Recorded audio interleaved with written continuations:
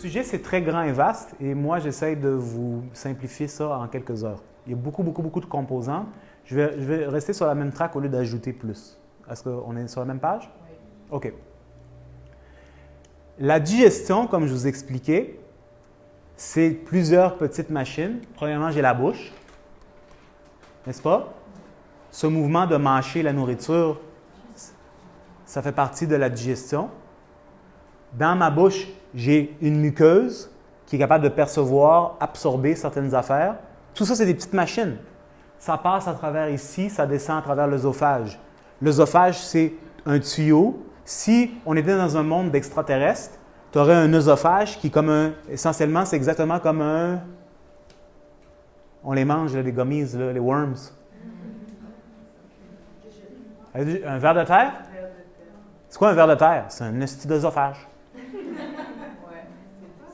C'est ce que c'est. C'est un grand œsophage avec un petit peu plus dedans, mais c'est ce que c'est. Ça prend, puis ça reste, puis ça s'intègre. Je ne suis pas un spécialiste des vers de terre, mais quand tu le regardes, c'est clairement un œsophage. Est-ce que vous voyez ce que je veux dire? Donc, pourquoi je vous dis ça? C'est pas pour parler des vers de terre, parce que je m'en fous des vers de terre, c'est pour dire, d'ici à ici, tu as un méchant ver de terre. Il est vivant. Il a une fonction.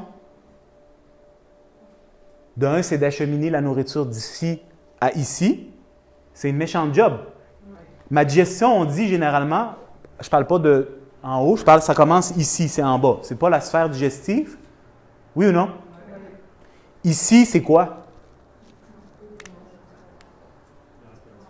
C'est la respiration, c'est la sphère cardiaque, pulmonaire, respiratoire. Oui? Oui, mais j'ai mangé d'ici. Puis la digestion est ici. Il y a un bout de chemin. Ça doit passer par les poumons puis le cœur. Donc, ce chemin-là, c'est un chemin sacré. Est-ce qu'on peut-tu dire ça? Quand on comprend l'importance de chaque fonction du corps, c'est important, là, c'est sacré la digestion. Oui? Donc, la machine, la compagnie, le Purelator, qui a la fonction sacrée de vous amener votre cadeau de Noël de Amazon pour votre chum, c'est l'œsophage qui va amener de la bouche jusqu'à ici, qui est dans un autre pays, qui est en bas. Ça doit passer par les poumons. As-tu un dessin de ça? Ça doit passer à côté des poumons, par le cœur. Ça doit passer par le diaphragme qui s'occupe de la respiration. Laisse tomber, laisse ça marche. Ça doit passer par tout ça pour arriver à l'estomac. Vous voyez? Oui. Donc ça doit vraiment marcher. Si l'œsophage est fatigué, bien, les tissus... Avez-vous déjà vu un tissu fatigué? C'est flasque. Quand tu le touches, c'est plate. C'est pas... Il n'y a pas de vitalité. Il n'y a pas de tonus. C'est de la musculature. Là. C'est vivant, ça tient. Il y a un petit mouvement. Même si c'est tout petit, ça fait quelque chose. C'est pour ça que je dis que c'est vraiment un petit peu un ver de terre. Il est là, mais après 15 minutes, il n'est plus là, il est là-bas. Là, il y a comme un mouvement interne dedans qui fait que je fais naviguer la nourriture doucement mais sûrement en considérant qu'il y a le cœur et les poumons qui, eux, grandissent, se rapetissent, vivent toutes sortes de tensions, la cage thoracique qui peut être mobilisée à droite, à gauche. Check tout ce que je fais, l'œsophage. Pense pas à l'œsophage quand tu fais ça. Hein? Donc, tu as ce ver de terre-là qui bouge, qui s'adapte. Si tu vas trop d'un bord, il y a une action de tension dans la musculature qui s'installe pour maintenir le travail. Malgré tout, c'est du pur génie. OK, ça, c'est fait de cellules qui ont besoin exactement de la même affaire. De la vie, de l'oxygène, de l'électricité, puis une maison qui fonctionne bien. C'est dur, hein? On y est. OK, j'ai un trouble digestif. On a conclu tantôt, du moins à une dimension par rapport à l'estomac ou d'autres organes, d'où ça peut venir la problématique. Yes or no? J'ai un estomac. L'estomac a besoin de recevoir un influx nerveux. L'influx nerveux va passer du cerveau, va passer à travers la moelle épinière, va sortir de la moelle épinière pour pouvoir aller au niveau de l'estomac. Oui ou non? Si ma vertèbre maintenant est coincée, ça va compresser le nerf. Donc, par défaut, parce que le nerf est coincé, mon estomac va moins recevoir d'influx d'action. Oui ou non? Oui. Par défaut, lorsque l'estomac va vouloir communiquer avec le reste du cerveau, l'influx va être minimisé. En d'autres mots, l'information va être diluée. C'est nébuleux. Il y a moins de clarté. L'échange entre les différentes parties est réduite. La fonctionnalité de mon estomac diminue. Je vis une expérience X. Ça va déjà arriver. Tu sais, es assis quelque part, quelqu'un te raconte une mauvaise nouvelle, quelque chose qui t'angoisse, puis ça fait ça dans toi. Qu'est-ce que c'est cette action-là? Ça crisse, ça se ferme, ça se tend. Oui ou non? Est-ce que vous pouvez imaginer que si je fais cette action-là, ça bouge et déplace les choses? Ça, c'est le bassin. On l'a coupé. Ça, c'est l'utérus, la vessie, le côlon ascendant, le côlon descendant, colonne vertébrale, l'aorte, la veine. Vous voyez? Ce que je veux vous montrer ici, et c'est applicable dans toutes les parties du corps, on va peut-être regarder un autre dessin tantôt, c'est que vous voyez comment tout est interconnecté. C'est tout ensemble. Tout est collé, mais pas totalement collé, c'est pas fixé, c'est pas figé, c'est tout interconnecté et tout est l'un à côté de l'autre. Donc, vous voyez ici, ça c'est l'utérus, il y a des ligaments, ça c'est l'ovaire droite, puis vous voyez ça, cette affaire-là jaune, là, vous le voyez? Ça c'est du fascia. Ça ici, c'est du fascia. Ça, c'est mon utérus. Ce fascia-là, ça veut dire du scotch tape, une membrane qui va aller, ici on ne le voit pas, elle va aller d'ici jusqu'au sacrum en arrière pour fixer l'utérus. Là, tu as une veine qui passe juste en avant, comme si de rien n'était. Ici, tu as ton rectum qui, lui, par défaut, passe entre ce fascia-là et dans la réalité des choses, ils auraient un lien en plus avec d'autres petits tissus. Donc, ce que j'essaie de vous montrer par ce dessin qui est assez simple à comprendre, c'est pour ça que je l'aime beaucoup, c'est que quand tu as une tension, tu fais ça. Tout autour se torque. Hein?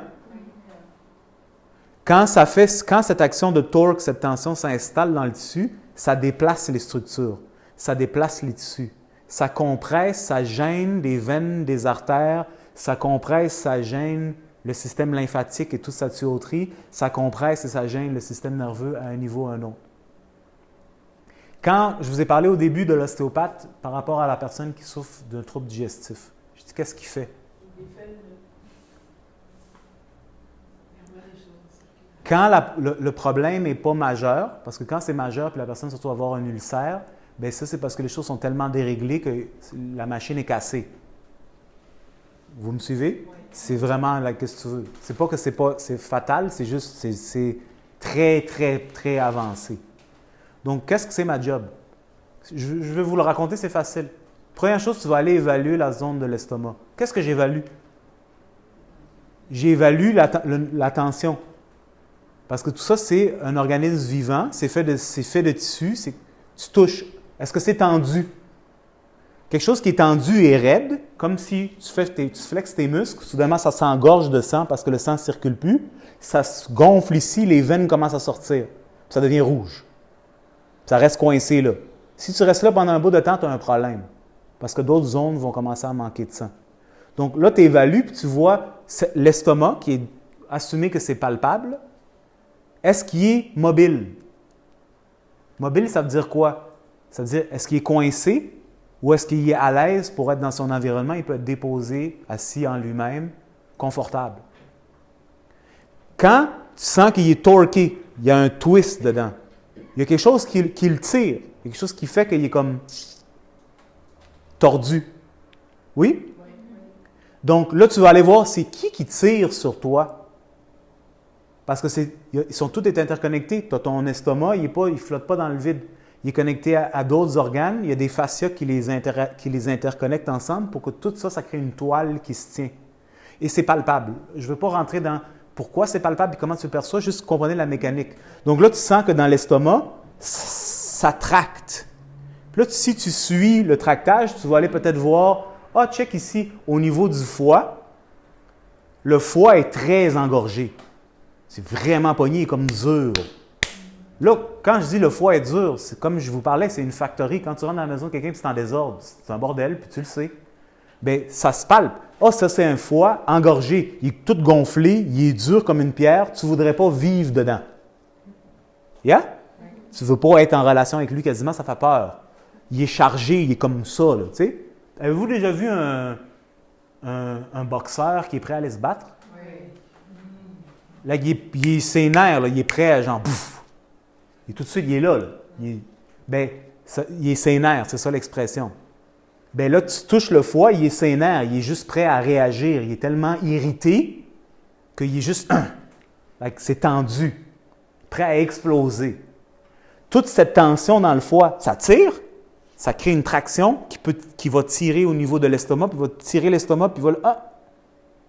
En faisant ce petit geste-là, qui n'est pas naturel, c'est pas censé être comme ça, bien vous pouvez imaginer facilement que ça va coincer ou pousser ou presser sur des nerfs, des veines, des artères, et ainsi de suite. Yes, non? Oui. Good. Ça semble banal ce que je viens de vous dire, mais quand vous comprenez ce qu'on a dit au début puis qu'on a travaillé dessus ensemble pendant 1 heure, c'est comme non, attends une minute. La tension dont ce gars-là parle, c'est ce qui coupe la vie de l'estomac.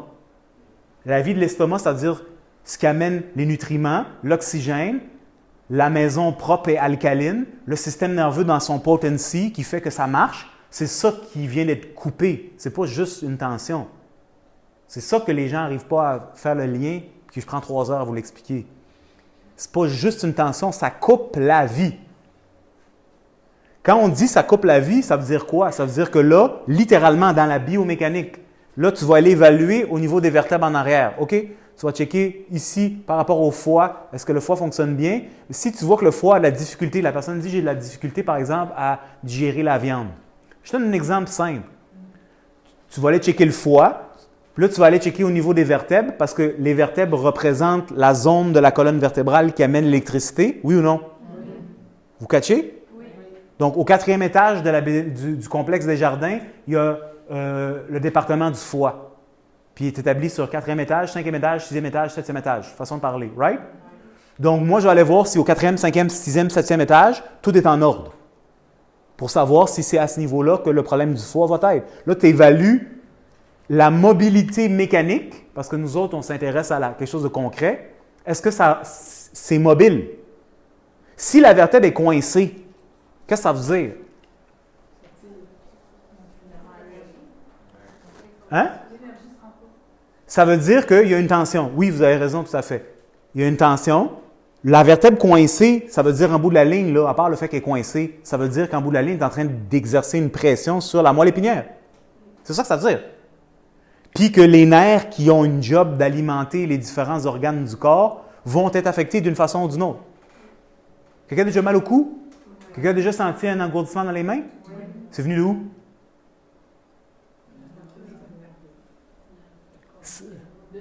Bien, ça peut être de toutes sortes de places, mais finalement, c'est quelque chose qui compresse sur le nerf. Et généralement, à un moment donné, tu vas aller trouver au niveau de la nuque qu'il y aura une vertèbre qui va être en twist, en side bending, quelque chose qui est désaligné, qui compresse sur le nerf, qui se propage jusqu'à la main et qui crée une symptomatologie.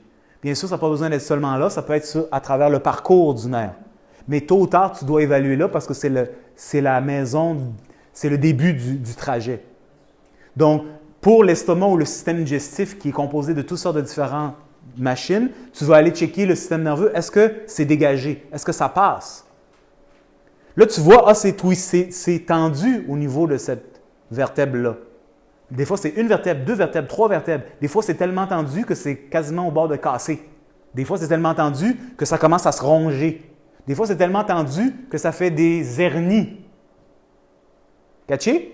Des fois, c'est tellement tendu depuis tellement longtemps que ça fait de l'arthrose. Des fois, c'est tellement tendu depuis tellement longtemps que ça fait de l'arthrite. Vous catchez? Oui. Ça, ce sont des symptômes qui découlent de tensions établies depuis longtemps. Donc là, à ce niveau-là, c'est tendu. Donc, bien entendu, sachant que le fonctionnement de, on va dire, le foie ou du pancréas ou de l'estomac dépend d'être online activé, je vais aller relâcher les tensions à ce niveau-là pour que la circulation soit remise en mouvement.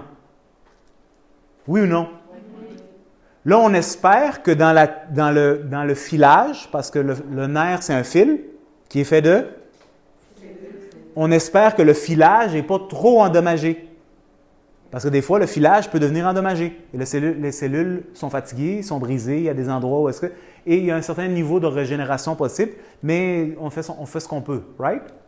Donc là, tu as évalué au niveau des vertèbres où ça part. Là, tu suis le trajet. Là, mais oui, mais ton estomac ici, mais au niveau du diaphragme, moi, ça c'est quoi? Bien, le diaphragme, il est tendu, tendu, tendu, tendu.